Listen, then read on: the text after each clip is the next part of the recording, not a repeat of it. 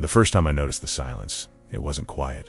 It had a tone like the soft hum a refrigerator makes when the house is dark and you can't sleep. It gathered in the corners of our split-level rental, where handprints from my kids still smudged the paint, and it seeped under doorways like a draft. The silence arrived after an argument that should have been nothing. Who was picking up the kids from soccer? Which dish towel belonged to which kitchen? How we could both be exhausted and somehow feel like the other person got the easier end of the day. We told ourselves we were civil. We set rules. We carved out time. But endings don't like rules. They want to spill and stain. And that evening, standing on the back steps, palms sprinkled with sawdust from a job I couldn't finish because I was late for a pickup that didn't happen, I felt it, the click inside me, a small latch I didn't know existed sliding into place. I wasn't ready to call it an end, but something had been locked. I was the guy with the tool belt. Ben Carter, born and raised Estate North, moved down to Columbus in my 20s because someone offered me a chance to wire new houses where the cornfields used to be. I liked the work. It was honest. Electricity is a conversation. It's cause and effect. You run the line right, you flip the switch, you get light. It was the rest of life that went dim without warning. Melissa and I had been good once. We were the kind of couple who hugged in grocery store aisles and spent late Sundays cutting coupons and joking about how this was our wild youth. Our daughter's hair smelled like apples. Our boy ran like he had springs in his shoes. We argued like everyone, but it blew over. Until it didn't. Until our words got sharper around the edges. Until the co-parenting calendars felt like court orders. Until our friends split into camps without saying so out loud. There were no big betrayals, not at first, just wear and tear. Then came the little cuts. I'd bring the kids back with new sneakers I'd found on sale, and Melissa would say, softly, but with that sweet tone you save for waiters who forgot ketchup, that the shoes weren't our style. I'd send a photo from the park and she wouldn't respond. I'd hear about a school event from a friendly neighbor who thought I already knew. No one prepares you for the humiliation of co-parenting when the love is gone and the power struggle still wants to eat. 1,000 tiny indignities. A teacher calling me Mr. Carter. Like I was a stranger at a parent-teacher conference where there weren't enough little chairs. The school secretary tilting her head when she saw me and asking if I was on the list to pick up my own son. A mutual friend posting a backyard barbecue online, my kids in the background on a trampoline, a new man with his hand on Melissa's waist, and strangers liking a life I wasn't invited to. I kept my head down. I paid what was asked and then some when field trip money vanished into paperwork. I repaired a cabinet door that had fallen off in the kids' bathroom, and Melissa texted me that she'd have to check with her new partner next time before I came by because boundaries. I kept showing up with snacks and sunscreen and a smile that felt chipped. On a wet spring evening, the air tasting like pennies and rain, I went to pick up the kids for my night. I'd spent the morning rewiring a kitchen, hands cramped from looping wire, thoughts drifting between measuring tape and bedtime stories. When I got to Melissa's place, the porch light was on, but it felt like a spotlight. I knocked. Through the glass, I saw movement, figures shifting, the glow of a television. My daughter's face appeared in the window, then vanished like a deer darting back into the brush. The deadbolt slid. The chain rested in a curve against the doorframe. I knocked again. Melissa's voice came through the wood. "You can't be here, Ben. It's my night," I said. "I brought their science project. It's in the truck." "You can't be here," she repeated. There was a pause. "Need to leave. Let me talk to them." A long quiet. Then lower. "They're scared of you." That word sank like a rock into the only lake I've got. Scared. It wasn't true. It couldn't be. My boy, who jumped off couches into my arms. My girl, who put her hand into mine when we crossed any parking lot.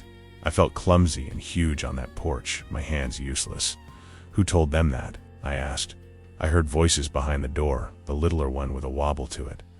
I knew that wobble from when he scraped his knee and didn't want to cry. I rationed my temper.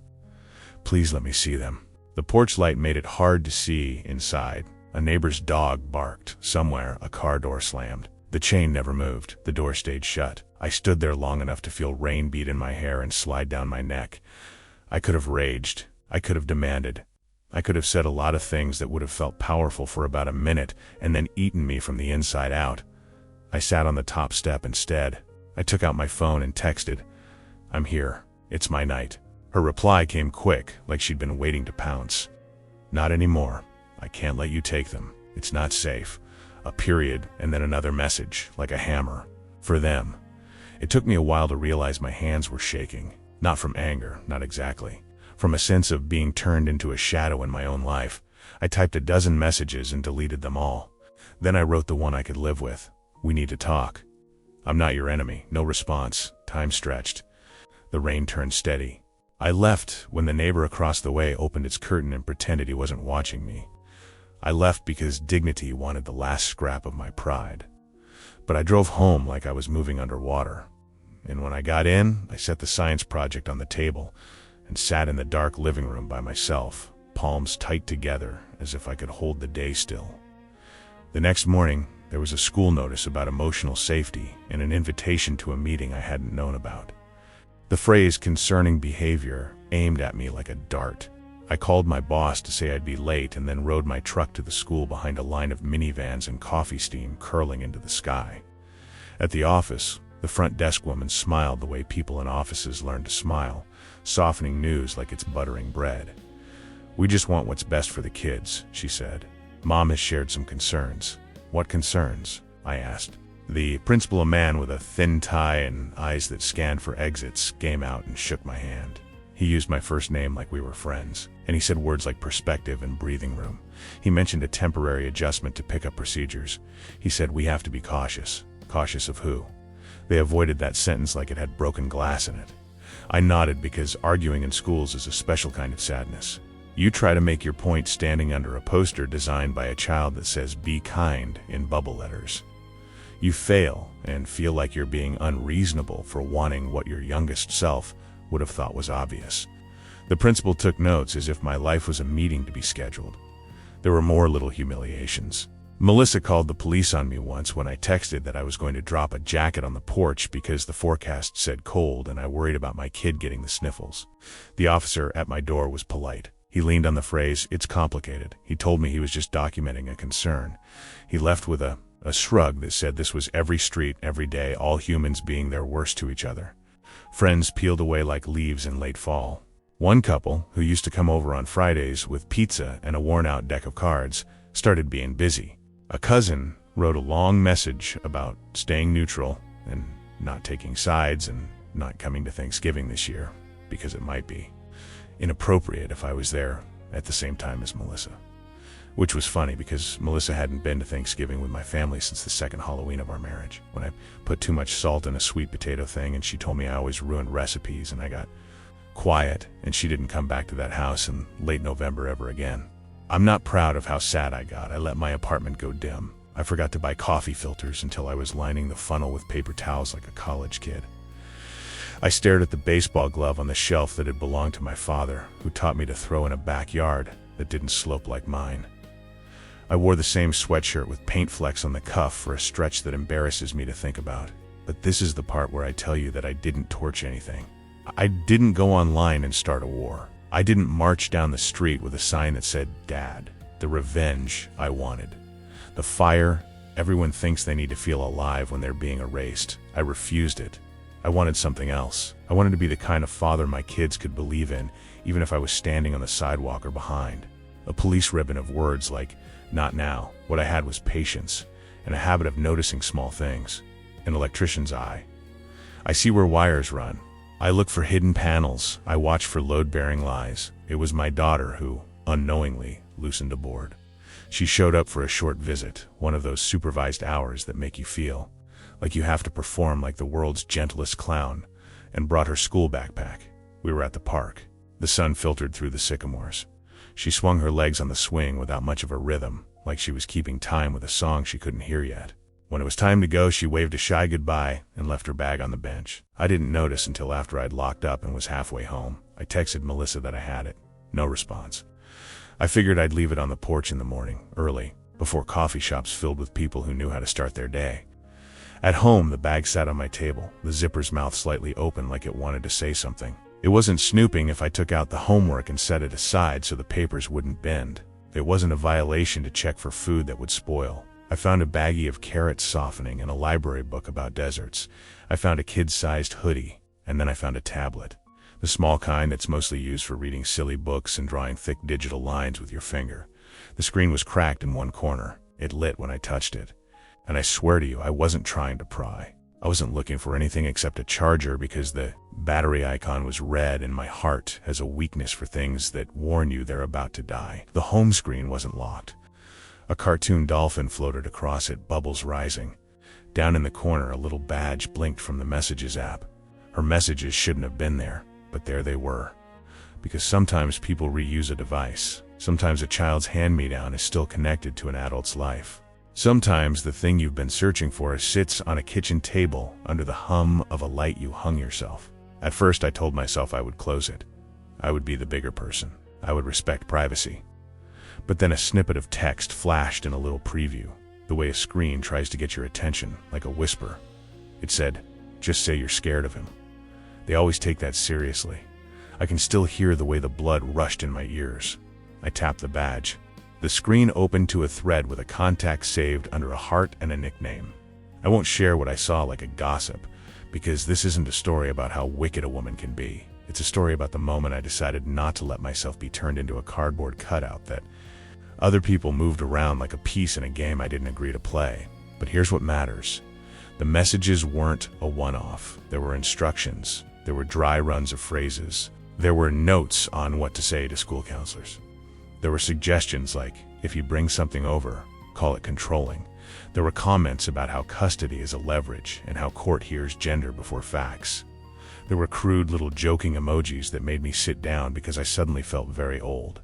And there was a line about the porch, sent to a friend who replied with a string of laugh-cry faces. He came by. I told the kids he's dangerous. You should have seen his face behind the glass. I put the tablet down. The hum of my refrigerator was suddenly very loud. Outside, a car hissed down wet pavement. Inside me, something steadied. I had breath. I had gravity. I had, for the first time in a long time, the sense that the current might still run if I checked the panel and flipped the right switch. I didn't sleep much. I took photos of the screen the way you take photos of a sunset you know you can't keep. I sat with the bile of it and the relief of it and the shame of even that relief. Morning came. Light pooled on the kitchen floor. I made coffee with a proper filter and drank it standing up. When you're an electrician, you learn that circuits are clearer than people. But there are patterns in both. You learn to map them. That day, I mapped. I called a lawyer whose number a cousin had pressed into my hand months before with a whispered, "You should just have it." I called the school and said I wanted to add something to my file. I called a counselor and said I needed to learn how to talk to my kids without making them feel caught between two adults who were using them as proof. And then I went to a notary and had copies made and sent certified letters and did all the old-fashioned things that make small evidence heavy. If this sounds like a montage, like some upbeat song should play while I gather documents, I'll tell you it wasn't that.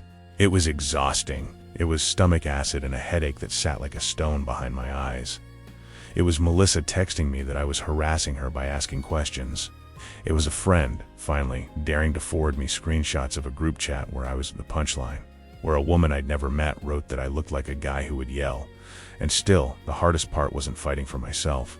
It was talking to my kids without turning their mother into a monster in their minds.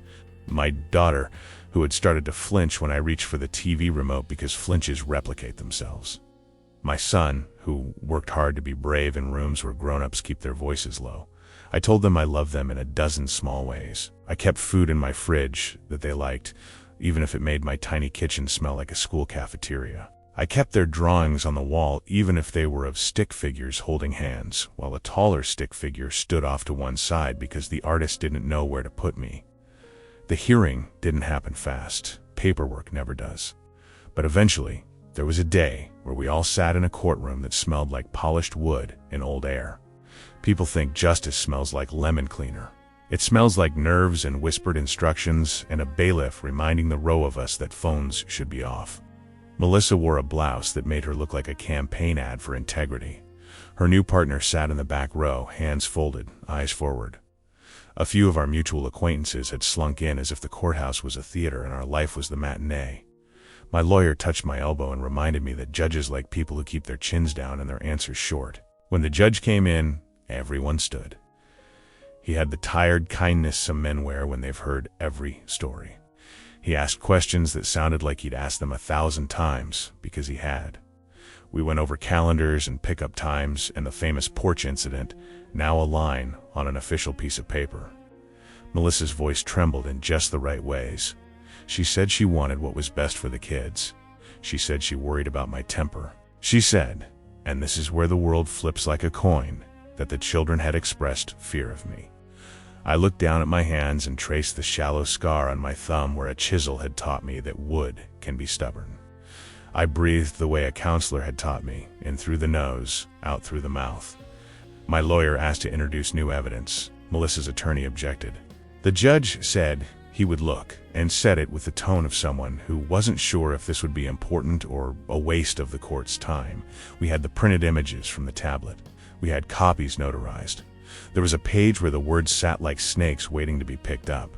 My lawyer didn't grandstand. He said, "Your Honor, we believe these are communications relevant to the question of whether the children's stated fears are their own or prompted." The judge read. You could hear the soft rustle of people adjusting in their seats, the way wood sings when weight shifts. He read longer than I thought he would. He adjusted his glasses and tilted the page to catch the light. He frowned once, not dramatically, not for the audience, but the way a man frowns when he feels his stomach turn because something feels wrong in a familiar way. I stared at the floor. I didn't want to see Melissa's face, because I already knew where this was going. I didn't want to gloat. I didn't want to be anything she could call me later when our children would hear. At some point the judge looked up. He wasn't a poet. He wasn't there to make speeches. He said, in a voice that filled the room without being loud, that the evidence spoke for itself. He said that any attempt to manipulate a child's feelings about a parent for the sake of winning a fight in court was a serious matter. He said, carefully, that based on what he had read, the credibility of certain claims was compromised. There was a pause where everyone leaned a little closer. This is how it sounded in my head later when I replayed it. She locked me out and told the kids I was dangerous. And now a judge had read her messages. I didn't have to say it. The room said it for me. The order he handed down didn't feel like confetti. It wasn't a parade. It was measured and precise, like cutting a piece of trim to fit a crooked wall. He changed custody. He asked for therapy for the kids and for us, separately, with someone who knew about wounds that looked like love. He told Melissa sternly, not cruelly, but with a blade in the softness, that if there were any further attempts to poison the well, there would be consequences far beyond who picked up who on which day. Melissa made a sound like something inside her folding. I didn't look at her. Later in the hall, she came up to me with a face I had loved once and despised sometimes, and now somehow recognized as human again. She said quietly, "I'm sorry." Maybe she meant she was sorry she got caught. Maybe apologies don't need to be perfect to be worth hearing. I told her I won't keep the kids from you. It was the only revenge I could live with. To be better than what had been done to me. To be the parent who built instead of tore. Outside, the sky was the pale blue you get on days when clouds are tired. I stood on the courthouse steps and let the warmth hit my face. I didn't pump my fist. I didn't shout. I took my phone out and texted my daughter and my son that I loved them and that we were going to make pancakes that weekend and that I had fixed the wobbly stool at the counter so it wouldn't tilt anymore. I texted the principal and thanked him for his time. I texted the counselor and said I was all in. Revenge stories like to end with a villain in ruins. And this isn't that. Melissa didn't fall down a flight of stairs in dramatic irony. She didn't get fired or publicly shamed. She went home to a house where maybe the walls felt closer for a while. She started showing up to joint counseling sessions with the look of someone holding a fragile heirloom. Sometimes she tried to bait me into old rhythms, and sometimes she didn't. People are inconsistent. If I want grace for myself, I have to admit it belongs to others too. The work started then, not ended. My kids came to my apartment with duffel bags and new habits. My daughter tested me to see if love would bend, and my job was to be rubber when she pushed and steel when she needed a railing. My son sat on the kitchen floor and cried about a cartoon I didn't understand, and then cried about nothing specific because he was learning how to let it out. We bought a plant that doesn't die easily and named it something silly and watered it on Sundays after pancakes. The first night they stayed, the apartment felt like a chest opening after a held breath. I showed them where their toothbrushes would live and where I kept the extra socks because socks flee like small animals. My daughter asked if she could put up her string of fairy lights over the bed, and I helped her with thumbtacks and a step stool. My son wanted to sleep with a baseball glove under his pillow, and I explained why that might be uncomfortable, and he insisted, and it was fine. We found a rhythm. We burned pancakes once and learned the right heat after that. We made a fort out of blankets and a box fan when it was too hot to think. We read books out loud in voices that made us laugh. We learned how to sit in the quiet together without it feeling like a threat. Across town, there were still whispers. There's always someone who wants to talk about you, even when they should probably wash their own dish. But the whispers lost their edge because the story had shifted. The judge's words had pulled nails, and the house didn't creak so ominously anymore. Melissa asked to meet one afternoon at a coffee shop that smells like toasted almonds. She arrived late and looked tired. We sat at a small table by the window where traffic rolled by like a slow song. She told me she was in therapy and that her counselor had said she had a hard time with control. She talked about her childhood and starts and stops, about a father who left and a mother who laughed at need like it was a trick. She cried without making a show of it. She said again, "I'm sorry, for the porch, for the words, for letting my fear wear my face." I listened. I didn't clasp her hand or tell her I forgave her. Forgiveness isn't a switch you flip. It's a wire you run carefully, and if you do it right, the room lights up, but it takes time and patience and attention to detail. I told her I was trying to let go of being angry all the time. I told her I would not let her make our kids into weapons. I told her I wanted us to be the kind of parents who could sit in the same bleachers without the fourth graders noticing. "Can you forgive me?" she asked, so small you could miss it. "Someday?" I thought of the kids loading their stuffed animals into laundry baskets and calling it packing. I thought of the deadbolt, the chain, the sting of my name said like it was the problem. I thought of the judge, of the messages, of the feeling of standing outside my own life. And then I thought of my son making pancakes and my daughter laughing under a web of fairy lights. "I can try," I said. "That's the best I can do. And I'm sorry too.